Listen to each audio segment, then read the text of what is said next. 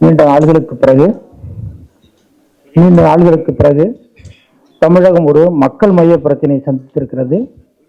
அதை அடித்தளமிட்டு வழிநடத்தி செல்லும் டாக்டர் ஐயா அவர்களுக்கு என்னுடைய வணக்கத்துக்குரிய நன்றியை தெரிவித்துக் கொள்கிறேன். தற்போது பேசி அமர்ந்திருக்கும் அண்ணன் நாசியார் அவர்களுக்கும், எங்களை போன்ற இளைஞர்களை வழிநடத்தும் அண்ணன் பேராசிரியர் கதிரவன் அவர்களுக்கும் என்னுடைய நன்றியை தெரிவித்துக் கொள்கிறேன்.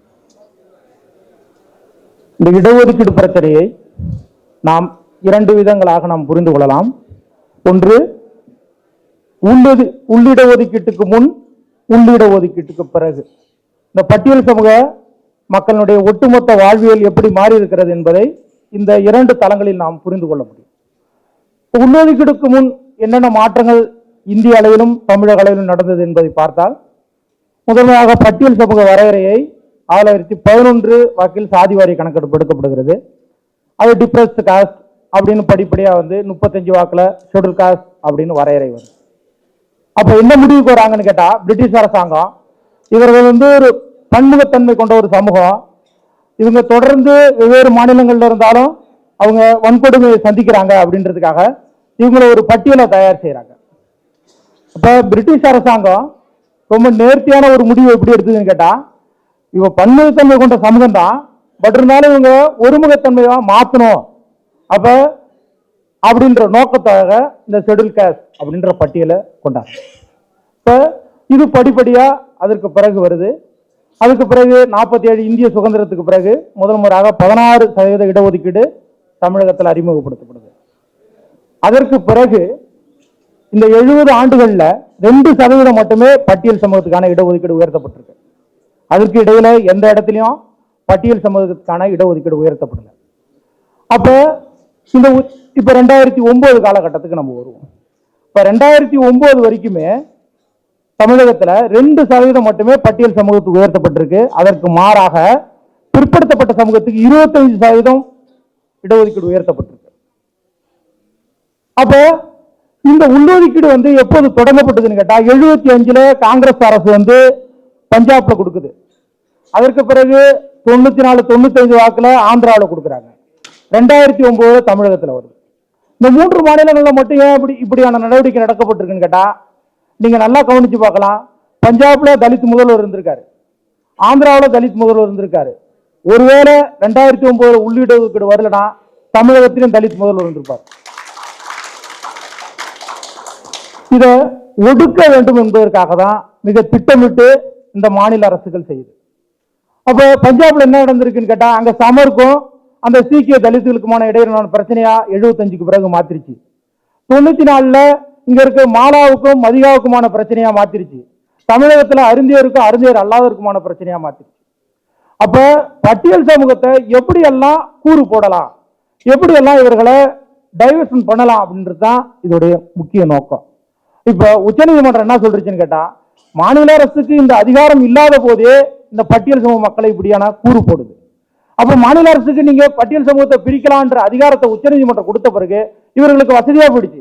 எந்த மாநிலத்தினாலும் எந்த சாதி வேணாலும் இவர்களால் பிரிக்க முடியும், யாரை வேணாலும் கட்டுப்பாட்டு கொண்டு வர முடியும், யாரை வேணாலும் இவர்களை அழிக்க முடியும். இந்த உச்சநீதிமன்ற தீர்ப்பு மிக மிக ஆபத்தானது பட்டியல் சமூகத்திற்கு. எதிர்காலத்துல இந்த பட்டியல் சமூகத்தை இன்றைக்கு டெல்லியில நம்ம எந்த அடிப்படையில் கூடுறோம்? மகாராஷ்டிராவில் இருக்கிற ஒரு தலித்தை எப்படி நம்ம அழைக்கிறோம்? நீ எஸ்சி நானும் எஸ்சின்னு தானே சொல்றோம். நான் எஸ்சிஏ நீ எஸ்சி வான்னு சொல்ல முடியுமா? நீ பிசி நான் எம்பிசின்னு சொல்ல முடியுமா?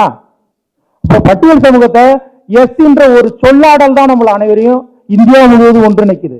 இன்றைக்கு இந்த உள்ளொதுக்கீடு தீர்ப்பு என்ன சொல்லுதுன்னு கேட்டா, பிரிச்சுட்டா இவர்கள் எப்படி ஆர்கனைஸ் ஆவாங்க? நம்ம டெல்லியில நடத்த முடியுமா? மகாராஷ்டிராவில் போய் நடத்த முடியுமா? உத்தரப்பிரதேசத்தில் மாயாவியோட கைகோர்க்க முடியுமா? சிராக் பாஸ்வானோட பேச முடியுமா? ஏன்னாட்டா அவன் எந்த பட்டியலில் இருக்கானே நமக்கு தெரியாது, நம்ம எந்த பட்டியலில் வருவோன்னு தெரியாது. ஏன்னாட்டா அந்த மாநில அரசுடைய கட்டுப்பாட்டில் எல்லாமே போகுது. ஆக இந்த உள்ளொதுக்கீடு மிக மிக மிக மிக ஆபத்தானது. இந்த உள்ளொதுக்கீடை கருணாநிதி எப்படிலாம் கொடுத்துருக்கலாம், எப்படிலாம் கொடுத்துருக்க கூடாது அப்படின்னு முதல்ல நம்ம தெரிஞ்சுக்கணும். உள்ளொதுக்கீடு கொடுக்க போது பிரிட்டிஷ் அரசாங்கத்துடைய முடிவு ஒரு புறம் இருந்தாலும், இந்திய அரசு மற்ற மாநில பஞ்சாப்ல எப்படி கொடுத்துருக்காங்கட்டா ஏபிசி கேட்டகரியில கொடுத்துருக்காங்க, ஆந்திராவில் ஏபிசிடி கேட்டகரியில கொடுத்துருக்காங்க. ஆனா தமிழகத்துல அப்படியான கேட்டகரியிலே கொடுக்கல. அவங்க என்ன சொல்லிட்டாங்க, பிசிக்கு கொடுக்கும்போது பிசிஎம்னு தனியா பிரிச்சு கொடுத்தாங்க. அதுல பிசி உள்ளார வரக்கூடாது. பிசிக்கு தனி பட்டியல் போட்டா ஒரு முஸ்லீம் பிசியில வரக்கூடாது. அவளை பிசி எம்னு போட்டா தனியா தான் பிரிஞ்சிடும். ஆனா இங்க பட்டியல் சமூகத்துக்கு பிரிக்கும் போது 3% அவங்க தனியா செப்பரேட்டா போயிடுவாங்க, 15% உள்ளார வந்துருவாங்க. இப்ப இந்த முரண்பாட கருணாநிதி திட்டமிட்டே செஞ்சார். அப்ப இது போன்ற அதே ஒரே நேரத்தில் நடக்குது. அதாவது எஸ்சி உள்ஒதுக்கீடு கொடுக்கும் போது ஒரே நேரத்தில் பட்டியல் சமூகத்துக்கு பிரிக்கிறாங்க, அங்க பிசிஎம் கொடுக்குறாங்க. அவர்களுக்கு ஒரு நிலைப்பாடையும் பட்டியல் சமூகத்துக்கு ஒரு நிலைப்பாடையும் கருணாநிதி எடுக்கிறார். இதனாலதான் கருணாநிதியை நம்ம எப்போதும் சொல்றோம், அவருடைய தந்திரங்கள் அனைத்தும் பட்டியல் சமூகத்தை பழிதீர்க்கவும் அவருடைய இந்த சமூகம் என்றளவும் முன்னேறக்கூடாது என்று மிக மிக எதிர்கால திட்டத்தோடு திட்டமைத்தவர் கருணாநிதி தான். அப்ப இந்த உள்ஒதுக்கீடால எவ்வளவு தொடர் நம்ம இழப்புகளை சந்திச்சு வச்சுக்கிட்டு இருக்கோம். 2009க்கு பிறகான அனைத்து காலி பணியிடங்களுக்கான அறிவிப்புகள் எல்லா இடத்திலும் வரும்பொழுது அதுல எல்லா இடங்களையும் அருந்தேர்கள் மட்டுமே உள்ளார போயிட்டு இருக்காங்க, மற்ற பட்டியல் சமூகங்கள் பாதிக்கப்படுது. இதை பற்றியான கேள்விகளை 15 ஆண்டுகளுக்கு பிறகு இன்னைக்கு இந்த சமூகம் கேள்வி எழுப்பும் போது அவங்க என்ன சொல்றாங்க, இத்தனை ஆண்டுகள் நீங்க அனுபவிச்சீங்கல்ல, இந்த 50 ஆண்டுகள் அனுபவிச்சீங்கல்ல, அப்ப இந்த 15 ஆண்டுகள் விட்டு கொடுக்க கூடாதா? அவங்க ரொம்ப எளிமையா கேள்வி கேட்கறாங்க. இதையும் பிசிக்கு கேட்கல, நீங்க பிசி வந்து பிசிஎம்முக்கு கொண்டாந்தீங்கல்ல, அப்ப ஏன் அந்த கேள்வி கேட்கல? எப்பா பிசிஎம்முக்கு உள்ளார வரலாம்ப்பா அப்படின்ற கேள்வி ஏன் கேட்கல? எம்பிசிக்கு ஏன் கேட்கல? 10.5% வன்னியருக்கு இடஒதுக்கீடு கொடுக்கும்போது எப்பா நீ ரொம்ப மோச பிரச்சனையா இருக்க, நீ ஏன் பிரிக்கிறீங்க, ஒன்னார்த்துட்டு போங்களான்ற இந்த கேள்வி ஏன் கேட்கல? ஏன் பட்டியல் சமூகத்துக்கு மட்டும் இந்த கேள்வியை நீங்க எழுப்புறீங்க? பட்டியல் சமூகத்தை மட்டும் பாத்தீங்க. அப்ப நம்ம என்ன கேள்வி வருதுன்னு கேட்டா, 18% எங்களுக்கு நிரப்பிருக்கியா? 18% இடஒதுக்கீடு எங்களுக்கு முறையாக நிரப்பிருக்கியா? இன்னும் 4% தானே குரூப் ஏழு நிரப்பிருக்க எங்களுக்கு. 3% என்ன பொறுத்துனாங்க?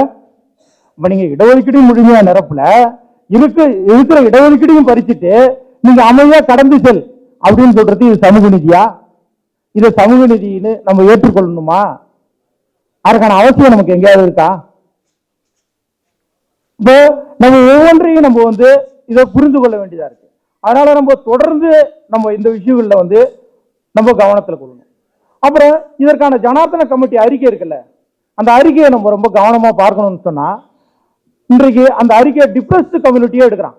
யார் இருக்கிறதுலே ஒடுக்கப்பட்ட சமூகத்தை அவன் கணக்கில் எடுத்து அதற்கான பட்டியல்களை தயாரிக்கிறான். அவன் பட்டியலை தயாரிக்கும் போது ஒரு நார்மலா நீங்க நினைச்சு பாருங்க, ஒரு கிராமப்புறத்தில் இருக்கிற ஒரு தலித்துக்கும் ஒரு நகர்ப்புறத்தில் இருக்கிற தலித்துக்குமான வேறுபாடு அதிகமா இருக்கும். ஏன்னாட்டா இவனுக்கு கிடைக்கிற வசதி கிராமப்புறத்தில் இருக்கவனுக்கு கிடைக்காது. ரெண்டாவது, கிராமப்புறத்தில் இருக்கும் அதிக வன்கொடுமைகளை சந்திச்சுக்கிட்டு இருப்பான், நகர்ப்புறத்துல ரொம்ப குறைவா இருக்கும். தமிழகத்துல அதிக மைக்ரேஷன் ஆன சொசைட்டி எது? ஆதி ஆந்திரா. 81% நகர்ப்புறத்தில் வாழ்றாங்க, 1-2% கிடையாது. 81% ஆதி ஆந்திரா கம்யூனிட்டி நகர்ப்புற மையமாத்துல இருக்கு. அங்க நகர்ப்புறத்துல தான் அவங்களுக்கு கிடைக்கிற வசதிக்கும் இங்க இருக்கிற ஆயுதோட பறையருக்கும் தேவேந்திர குல வேளாருக்கும் கிடைக்கிற வசதி ஒன்றா? 2வது இடத்துல யாரா இருக்கான்னு கேட்டா மாதியா கம்யூனிட்டி இருக்கான், அவன் 61% நகர்ப்புற மையத்தில் இருக்கான். நான் சொல்றது தனியா எடுத்து சொல்ல, 2001 சென்சஸ் பிரகாரம் ஜனார்த்தன கமிட்டி அறிக்கையில சொல்லப்பட்டிருக்கோம் நான் சொல்றேன். அப்ப 3வது இடத்துல இருக்கா யாரு இருக்கா? அதுக்கு அடுத்து இருக்க அந்த இன்னொரு பிரிவு இருக்கான். 4வது இடத்துலதான் ஆயுதாடர் வரான், 5வது இடத்துலதான் தேவேந்திர குல வேளார் வராங்க, அதுக்கு பிறகுதான் வராங்க. அப்ப முதல் 3 இடங்கள்ல யாரா இருக்குதுன்னு கேட்டா அருந்தேறு சமூகத்துல 7 பிரிவுகளா சொல்லப்படக்கூடிய 3 சமூகங்கள் முன்னாடி இருக்கு. அப்ப இது அவங்க டிப்ரெஸ்ட் கம்யூனிட்டியா? அவங்க பட்டியல் சமூகத்துல ஒடுக்கப்பட்ட சமூகமா? இவங்க கொடுக்குற புள்ளி விவரத்தை தான் நம்ம சொல்றோம். சரி, நகர்ப்புற மாயத்தில் அப்படி இருக்கட்டும். இப்ப கல்வி அறிவியல் நம்ம எடுப்போம். அப்ப கல்வி அறிவு 2001 சென்சஸ் என்ன சொல்லுதுன்னு கேட்டா 2.1% சொல்லுது. அது யாரான்னு கேட்டா ஆதி ஆந்திரா தான். ஆதி ஆந்திரா கம்யூனிட்டி 2001 சென்சஸ் பிரகாரம் 2.1%. அதுக்கு பிறகு ஆயுதாடர் எவ்வளவுன்னு பார்த்தா 1.7. சரி, அதுக்கு அடுத்தது பார்த்தா பலர்கள் எவ்வளவு இருக்காங்கன்னு கேட்டா 1.72. இதுல என்ன வித்தியாசம் இருக்கு? இதுல என்ன வேறுபாடு இருக்கு? ஒட்டுமொத்தமா பட்டியல் சமூகத்துடைய கல்வி வளர்ச்சி என்ன இருக்கு கேட்டா 2001 சென்சஸ்ல 1.5. 1.5ல 1.7 எடுத்த மீது போறாமையா? ஒட்டுமொத்த பட்டியல் சமூகத்துடைய இதுவே 1.5 இருக்கும் போது 1.7 எடுத்தவன்ட்ட சண்டையா? அப்ப நம்ம யாரோட ஒப்பிடணும்? பட்டியல் சமூகத்தோட கல்வி வளர்ச்சிய பொது சமூகத்தோட கல்வி வளர்ச்சியோட ஒப்பிடணுமா, சக பட்டியல் சமூகத்தோட ஒப்பிடணுமா? ஒப்பீடு எப்படி இருக்கணும்? இவனும் சிரமப்படுறான், அவனும் சிரமப்படுறான், அவனுக்கு 2 கூட ஒப்பீடு எப்படி சரியா இருக்கும்? அப்போ பொது பிரிவுல இருக்கிற சமூகத்தோட தானே ஒப்பிடணும். அவன் 80% இருக்காங்க, கல்வி வளர்ச்சியில பிசி ஓசி எவ்வளவு இருக்கான்? 70%, 72% இருக்கான். 1.5% இருக்கிற பெர்சன்டேஜுக்கும் 82க்கு எவ்வளவு வேறுபாடு இருக்கு? எஸ்சியோ ஓசியோட ஒப்பிடணுமா, பிசியோட ஒப்பிட்டு சென்சஸ் கணக்கு எடுக்கணுமா, இல்ல எஸ்சிஏ எஸ்சியோட மற்ற ஆந்திராவோட பறையரோட ஒப்பிட்டு பார்க்கணுமா? நான் சொல்றது இந்த ஜனார்த்தன கமிட்டி அறிக்கையை தான் சொல்லுது. அப்ப நான் என்ன சொல்றேன் கேட்டா, எஜுகேஷன்ல அவங்க வந்து ஃபார்வர்டா தான் இருக்காங்க. என்கிட்ட ஆதி ஆந்திரா 2.1% இருக்கு, அது எஸ்சி எவ்வளவுதான் இருக்கு. ரெண்டாவது மைக்ரேஷன்ல பாத்தீங்கன்னா முதல் 3 இடங்கள்ல பட்டியல் சமூகத்துல அவங்களதான் இருக்காங்க. அப்ப எஜுகேஷனுடைய வளர்ச்சியை பார்ப்போம். இப்ப இந்த பட்டியல் சமூகம் வந்து ஆயுதாளர்கள் இவ்வளவு வளர்ச்சி அடைஞ்சிருக்காங்கன்னா இவங்க எவ்வளவு வளர்ச்சி அடைஞ்சிருக்காங்க? வளர்ச்சியை பார்த்தா 352% கடந்த 2099 சென்சஸை விட 2001 சென்சஸ்ல 352% அறிஞர்கள் வளர்ச்சி அடைஞ்சிருக்காங்க. ஒட்டுமொத்தமா எத்தனை சதவீதம்? 352% வளர்ச்சி அடைஞ்சிருக்காங்க. ஆக மற்ற சமூகங்கள் எவ்வளவு வளர்ச்சி அடைஞ்சிருக்கு? 416% வளர்ச்சி அடைஞ்சிருக்கு. அப்ப ஒட்டுமொத்த பட்டியல் சமூகத்துடைய கல்வி வளர்ச்சி எவ்வளவு இருக்கு? 417% இருக்கு. இது எல்லாமே ஜனார்த்தன் கமிட்டி அறிக்கையில் இருக்கு. அப்ப இதுல என்ன வேறுபாடு இருக்கு? 352, 416 கிராஜுவலான இன்க்ரீஸ் தானே இருந்திருக்கு. 91 அறிஞருடைய கல்வி வளர்ச்சியும் 2001 அறிஞருடைய கல்வி வளர்ச்சியில என்ன வேறுபாடு இருக்கு? 352% வளர்ச்சி என்பது சாதாரணமா, நான் சொல்றது இது பிரிக்காத போது, உள்ளதுக்கிட்ட தனியாக பிரிக்காத போது இவருடைய கல்வி வளர்ச்சி இவ்வளவு அடைஞ்சிருக்கு. இப்ப இந்த 3 காரணங்களை நம்ம எடுத்துக்கோம். இந்த 3 அப்ப கல்வியிலையும் அவங்க வளர்ச்சியை அடைஞ்சிருக்காங்க, பொருளாதார ரீதியான வளர்ச்சியை நம்ம இன்னும் பார்க்கல, மைக்ரேஷன்லயும் வளர்ச்சி அடைஞ்சிருக்காங்க, குரோத், இது எல்லாமே குரோத்தா தானே ஆயிருக்கு. எந்த விதத்துல பட்டியல் சமூகத்தோட பிற பட்டியல் சமூகங்கள் அவருடைய வளர்ச்சியை கெடுத்துட்டாங்க? எந்த இடத்துலையும் கெடுக்கல. அப்ப அடுத்த பாயிண்ட் வாங்க. அவங்க என்ன சொல்றாங்கன்னு கேட்டா, எங்கள் மீது வந்து பறையர்களும் தேவேந்திர வேளாளர்களும் வன்கொடுமைகளை ஏவுறாங்க, சாதி ரீதியான பிரச்சனைகளை அணுகுறாங்க அப்படின்னு சொல்றாங்க. அந்த மிகப்பெரிய குற்றச்சாட்டு இந்த குற்றச்சாட்டு. அடுத்த 2வது குற்றச்சாட்டு, இழிதொழில் நாங்க மட்டும் தான் செய்யறோம் அப்படின்ற 2 குற்றச்சாட்டு. இப்ப முதல் குற்றச்சாட்டுக்கு 2009 இருந்து 2018 வரைக்கும் மதுரையில் இருக்கிற சசி அமைப்பு வந்து தீண்டாமைகள் எங்கெங்க நடைபெறுது, அறிஞர்கள் மீதான தீண்டாமைகளை எடுக்கிறாங்க. அந்த திருப்பூர் அந்த பகுதிகளில் வலிமையான பகுதியில் எடுக்கிறாங்க. அந்த 10 ஆண்டுகள்ல எடுக்கும்போது 160 வன்கொடுமை வழக்குகள் பதிவாயிருக்கு. 101 வழக்குகள்ல 160 வன்கொடுமை வழக்குகள் பதிவாயிருக்கு. அந்த 160 வன்கொடுமை வழக்குகள்லயும் ஒருவர் கூட அவர்கள் மீது வன்கொடுமை ஏவியவர்கள் பறையர்களோ தேவேந்திர வேளாளர்களோ இல்ல. எல்லாருமே மறவர்களும் கவுண்டர்களும் தான் இருக்காங்க. அப்ப நாங்க தான் போய் சொல்றோம், என்ஜிஓ போய் சொல்லும், என்ஜிஓ எஃப்ஐஆர் ரெஃபரன்ஸ் இருக்க. நாங்க வந்து சாதிய வெறியில நாங்க சொல்றோம். சசி அமைப்பு என்ன சொல்லுது? சசி அமைப்போட அறிக்கை என்ன சொல்லுதுன்னு கேட்டா, 160 எஃப்ஐஆர்ல ஒரு எஃப்ஐஆர் கூட பறையர்களால செய்யப்பட்டது கிடையாது, தேவேந்திர குல வேளாளர்களால செய்யப்பட்டு கிடையாதுன்னு சொல்லுது. அந்த குற்றச்சாட்டு எப்படி நம்ம ஏற்றுக்க முடியும்? இதுல பெரிய வேடிக்கை என்னன்னு கேட்டா, உச்ச நீதிமன்ற தீர்ப்பு என்ன சொல்லுதுன்னு கேட்டா, கரடிச்சுத்தூர் என்ற கிராமத்தை பத்தி குறிப்பிடுது. கள்ளக்குறிச்சிக்கு அதற்கு இருக்கிற கரடிச்சுத்தூர் கிராமத்தை குறிப்பிடுது.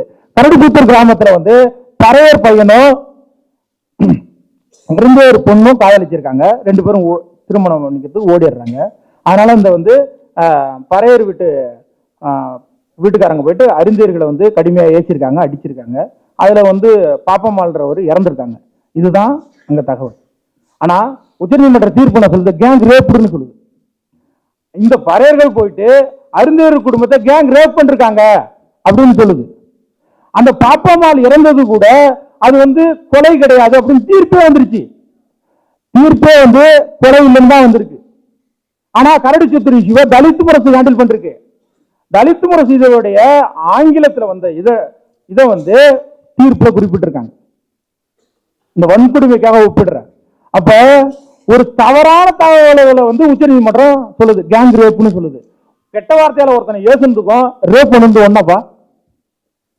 கெட்ட வார்த்தையால ஒருத்தனை ஏசிட்டேன்னா அதுவும் கேங் ரேப், கும்பலா போய் கற்பழிக்கிறது ஒன்றா? இதை பத்தியான உச்ச நீதிமன்றம் ஏன் கருத்து கேட்கல தமிழக அரசு கிட்ட? தமிழக அரசு கிட்ட கேட்க வேணாம், உங்களுக்கு சம்பந்தம் இல்லாது. எஸ்சி கமிஷன் கேட்கலாம்ல, தேசிய எஸ்சி ஆணையத்திட்ட கேட்கலாம், தமிழ்நாடு எஸ்சி ஆணையத்திட்ட கேட்கலாம். இப்ப இப்படி ஒரு இது ரிப்போர்ட் கொடுக்குறாங்க, இங்க கொடுக்குறாங்க, ஃபைல் பண்றாங்க, அது சரிதானா அப்படின்றத எந்த விதத்திலேயாவது இந்த உச்ச நீதிமன்றம் கருத்துல கொண்டிருக்கான்? அப்புறம் இந்த உச்ச நீதிமன்றம் என்ன சொல்லுதுன்னு கேட்டா, நான் இது போன்ற 4 கணக்குகளை எடுத்துக்கிட்டு தான் அது வந்து தீர்ப்பை கொடுக்குது. அதுல ஒன்று தமிழ்நாடு. அப்ப தமிழ்நாட்டில் கொடுக்குற எடுத்துக்கிட்ட சாம்பிளே தப்பா இருக்குது. அப்ப மீதி 3 எப்படி இருக்கும்? அது 82ல வந்தது, மாலா மாதிகா பத்தியான வந்தது ஆர்டிகல் வந்தது. அப்ப நமக்கு அவங்க சொல்ற 4 ஆர்டிகல்ல ஒரு ஆர்டிகல் கரடி சித்தூர் தமிழ்நாடு, அதுவே தப்பான ஆர்டிகலோட வந்து. இப்படி தவறான டேட்டாவோட ஒரு உச்சநீதிமன்ற தீர்ப்பு வழங்கலாமா? அது கிராஸ் செக் பண்ண மாட்டாங்களா? உச்சநீதிமன்றத்துக்கு இதுக்கான அதிகாரம் கிடையாதா? எஸ்சிஎஸ்சி கமிஷன் நீங்க வந்து இந்த கரடி சித்திரை பத்தி ஒரு ரிப்போர்ட் கொடுங்கன்னு சொன்னா எஸ்சிஎஸ்சி ஆணையம் தராத போடுமா? அல்லது மாநில அரசு அதை மறுத்துருமா? இப்போ உச்சநீதிமன்றம் எவ்வளவு தவறான தீர்ப்பு கொடுத்திருக்கு பாருங்க. அப்போ வன்கொடுமைகளால மற்ற தலித்துகள் வந்து அறிஞர்கள் மீது ஏவுறாங்கன்னு சொல்றது முற்றிலும் தவறானது. அதற்கான இவ்வளவு உதாரணங்களோ உங்களுக்கு நான் சொல்லியிருக்கேன். உச்சநீதிமன்ற தீர்ப்பும் அதுதான் உறுதிப்படுத்துது, நம்ம செய்தோம் அப்படின்னு சொல்லுது. அப்ப அடுத்து என்னன்னு கேட்டா, இது வந்து இடிதொழில் செய்யறத வந்து கருத்தில் எடுக்கிறாங்க. இடிதொழில் செய்யறத வந்து பட்டியல் சமூகம் நாங்க வந்து இடிதொழில் செய்யறோம், அதனால நாங்க வந்து எங்களுக்கு வந்து நீங்க வந்து உள்ளுறுதி கொடுத்து சரிதான் அப்படின்னு சொல்றாங்க. தமிழகத்துல 5% மட்டும்தானே தூய்மை சார்ந்த பணிகள்ல அறிஞர்கள் இருக்காங்க. டேட்டா சொல்லுது. 2013 தமிழ்நாடு பறவை கூட்ட துண்டறிக்கைகள்ல என்ன சொல்லுதுன்னு கேட்டா 5% மட்டும்தான் அறிஞர் சமூகங்கள் தூய்மை சார்ந்த பணிகள்ல இருக்கிறாங்க அப்படின்னு சொல்லுது. அப்ப மீதி 95% யார் நிரப்பியிருக்கா? தூய்மை பணிகள்ல யாரு 95% மீதி தூய்மை பணிகள்ல யாரு நிரப்பியிருக்கா?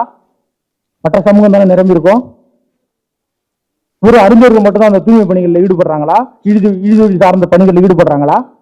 உதாரணத்துக்கு உங்களுக்கு நான் சொல்றேன், ஆரணி நகராட்சியில அப்ப இருந்த ஆரணி நகராட்சியில வந்து நாங்க வந்து தூய்மை பணியாளர்களை வந்து இது கேட்கும் போது அதுல 113 பேர்கள்ல வந்து ஒருவர் கூட அறிஞர் கிடையாது. ஆரணி நகராட்சியில் எடுக்கப்பட்ட தூய்மை பணியாளர்களுடைய அது என்ன சொல்லுவாங்க ஆட்சியை கேட்கும் போது அதுல ஒருவர் கூட அறிஞர் கிடையாது. ஆரணியில யார் தூய்மை பணி செய்யறா? வேலூர்ல யார் தூய்மை பணி செய்யறா? மற்ற மாநிலங்களில் யார் யார் என்னென்ன தூய்மை பணிகளை செஞ்சுக்கிட்டு இருக்காங்க? அப்ப இது ஒரு டேட்டாவா? அப்ப தூய்மை பணி செஞ்சுக்கிட்டு இருக்கவங்களை எப்படி சொல்றான்? மருத்துவர் அவ தொடக்கத்துல இருந்து குறிப்பிட்டிருக்காரு, அவங்கள வந்து நீங்க ஆங்கிலோ இந்தியனுக்கு எப்படி கொடுத்தீங்களோ அவங்களுக்கு எப்படி வந்து புதிதா ஒரு சிஸ்டத்தை ஒண்ணு உருவாக்குனீங்க, கரம்சிஸ் அப்படின்னு உருவாக்குனீங்களோ அது போன்றுதானே அவங்களுக்கு நீங்க வழங்கியிருக்கணும். ஏன் அப்படி வழங்குறீங்க அப்படின்னு கேட்டிருக்காங்க. அப்புறம் தமிழ்நாட்டில் இன்னும் ரொம்ப முக்கியமானது கேட்டா, கருணாநிதி கொண்டதுல மிக மிக மோசமான ஒரு திட்டம் தான் கேட்டா, தமிழ்நாட்டில் கல்வி மற்றும் மருத்துவத்துல வந்து குறிப்பா ஓசிகளுக்கு வந்து 119% இடஒதுக்கீடு கருணாநிதி கொண்டு வந்தார். 1% 2% இடஒதுக்கீடு இருந்தது 100% தான். ஆனா 119% இடஒதுக்கீடு கொண்டாந்தார் கருணாநிதி. 94 வாக்குகள்ல இந்த 69% இடஒதுக்கீடு நிரப்புற நேரத்துல வந்து என்ன நடந்துருச்சுன்னு கேட்டா, அதுல நாங்க 19% பாதிக்கப்படுறோம். ஏன்னாட்டா உச்சநீதிமன்றம் என்ன சொல்றேன், ஒரு தீர்ப்புல 50% மேல இடஒதுக்கீடு அளவு உயர்த்தக்கூடாது அப்படின்னு சொன்னது. அப்ப 69% தமிழ்நாட்டில் இருந்ததால என்ன செஞ்சாங்கன்னு கேட்டா, தமிழ்நாட்டில் அதை எடுத்து விஜயன் ஒருத்தர் வழக்கு போட்டார் உச்சநீதிமன்றத்தில். அந்த வழக்குல என்ன தீர்ப்பு வந்து கேட்டா, நீங்க 100% இடஒதுக்கீடு இருக்குல்ல, ஒருவேளை வந்து 101வது இடத்துல ஒரு எஸ்சி போயிட்டானா அந்த எஸ்சி போன இடத்த வந்து என்ன செய்யணும், ஓசி வந்து ஃபைண்ட் அவுட் பண்ணிட்டு போய் கேஸ் போடணும். கேஸ் போட்டா அந்த இடத்த மருத்துவ படிப்பா இருந்தாலும் பொதுவுல இருந்து ஏதாவது ஒரு இடத்தை உருவாக்கி அவங்களுக்கு கொடுக்கணும். அப்படி எத்தனை இடத்த கொடுக்கலாம்? 19 இடத்த கொடுக்கலாம்னு சொல்லி தீர்ப்பு 94 வந்தது. அதை அடுத்து வந்த 96 அமுல்படுத்தினார் கருணாநிதி. அறிஞர்களுக்கு அப்படித்தானே நீ கொடுத்துருக்கணும், யாருக்கும் பாதிப்பு இல்லாத அப்படித்தானே கருணாநிதி கொடுத்துருக்கணும். முற்போக்கு சமூகமா இருந்த ஓசி பிரிவுக்கு கொடுக்க தெரிஞ்ச உனக்கு எஸ்சி பட்டியலில் இருக்கிற அறிஞர்களுக்கு ஏன் அப்படின்னு கொடுக்கல? எவ்வளவு வாய்ப்பு கருணாநிதிக்கு இருக்கு பாருங்க. இந்த மக்களை பாதிக்காத அளவுல இவ்வளவு வாய்ப்புகளோட வழங்கப்பட்ட உள்ளொதுக்கீடு வழங்கியிருந்தா இன்றைக்கு ஏன் நம்ம டெல்லியில இருக்கிறோம்? டெல்லியில இருக்க வேண்டிய அவசியம் நமக்கு என்ன வந்திருக்கு?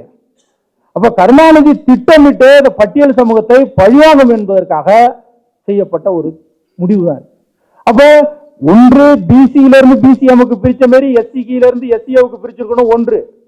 ரெண்டாவது 119% ஓசிக்கு கொடுத்த மாதிரியாவது கொடுத்துருக்கணும். ரெண்டாவது அதையும் கொடுத்து விட்டுட்டாரு.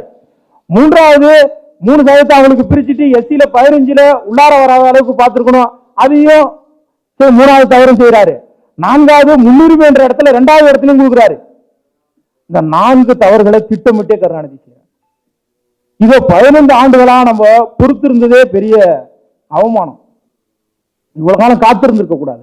15 ஆண்டுகள் காத்திருக்கிறதால நமக்கு என்ன? இத்தனை ஆண்டுகள பொருளாதார எப்படி யாருக்கு ஈடு கட்டுவா? திராவிட அரசுகள் ஈடு கட்டுமா? நமக்காக இது வந்து இல்ல, இவங்க ரொம்ப கஷ்டப்பட்டாங்க, 15 ஆண்டுகள் பாதிக்கப்பட்டுட்டாங்க, அப்படி நஷ்டஈடு கொடுக்குமா நமக்கு திமுக அரசு? இதற்காக எதுவுமே ரெமடியே கிடையாது. இன்றளவு இதை பத்தியான அரசு பாராட்டு நடக்குது. ஜெய்பீம்ன்ற ஒரு கட்சியை கூட்டு வந்து 6% இடஒதுக்கீடு கேட்கிறேன்னு சொல்றான். அந்த கட்சி இதுக்கு முன்னாடி கேள்விப்பட்டதே கிடையாது. அந்த சமூகமே கேள்விப்பட்டிருக்குமான்னு தெரியல. அருந்தேறு சமூகமே அந்த கட்சியை கேள்விப்பட்டிருக்குமான்னு தெரியல. ஆனா அவரால் எப்படி முதல்வரை சந்திக்க முடியுது, நம்ம டாக்டரால் எப்படி முதல்வரை சந்திக்க முடியல? அப்பாயின்மெண்ட் கேன்சல் ஆகுது. யாருமே தெரியாத ஒரு நபருக்கு அப்பாயின்மெண்ட் கொடுக்கும்போது இங்க இத்தனை சமூக மக்களுடைய பிரதிநிதியா இருக்கிற டாக்டருக்கு எப்படி அந்த அனுமதி மறுக்கப்படுது? அப்ப அரசு விரும்பிதான் செய்யுது. அதனால இந்த உள்ஒதுக்கீடு பிரச்சனையை இதோடு நம்ம நிறுத்திக் கொள்ளக்கூடாது. அதை நம்ம தொடர்ச்சியா முன்னெடுக்கணும். அதற்கட இந்தியா முழுவதும் ஒருங்கிணைக்க வேண்டிய தேவை இருக்கிறது. கூடுதலாக தமிழ்நாட்டில் நம்ம சொல்ல வேண்டிய தேவை இருக்கிறது. ஒன்றே மட்டும் சொல்றேன், ஒருவேளை மற்ற மாநிலங்கள்ல இது நடந்ததுன்னா தமிழகம் தான் அதற்கு மாதிரி. தமிழகத்தில் எப்படி பட்டியல் சமூகம் பாதிக்கப்படுதோ, பிற பட்டியல் சமூகம் பாதிக்கப்படுதோ, அதே போன்றுதான் மற்ற மாநிலங்களிலும் சொல்லணும். இதை சொல்ல வேண்டிய கடமை நமக்கு இருக்கு. 75 இதை காங்கிரஸ் கொண்டாந்தது. அதற்கு பிறகு ஆந்திராவில் தெலுங்கு தேசம் கொண்டாந்தது. இப்ப தமிழகத்துல இதை புரிந்து கொண்டு இதனால டிவைட் பண்ண முடியும்னு தெரிஞ்சுக்கிட்டு தான் பிஜேபி இந்தியா முழுவதும் அமல்படுத்த முயற்சி பண்ணுது. அதனால இதெல்லாம் முறியடிக்கணும்னா நம்ம தொடர்ந்து இதை ஒன்றிணைந்து உள்ளொதுக்கீடு சார்ந்த விவாதங்கள்ல தொடர்ந்து ஈடுபட்டு இந்த சமூக ஒற்றுமையை உருவாக்க வேண்டும். உள்ளொதுக்கீட்டை நாம் நீக்கும் வரை தொடர்ந்து போராட வேண்டும். நன்றி. ஜெய்பீம்.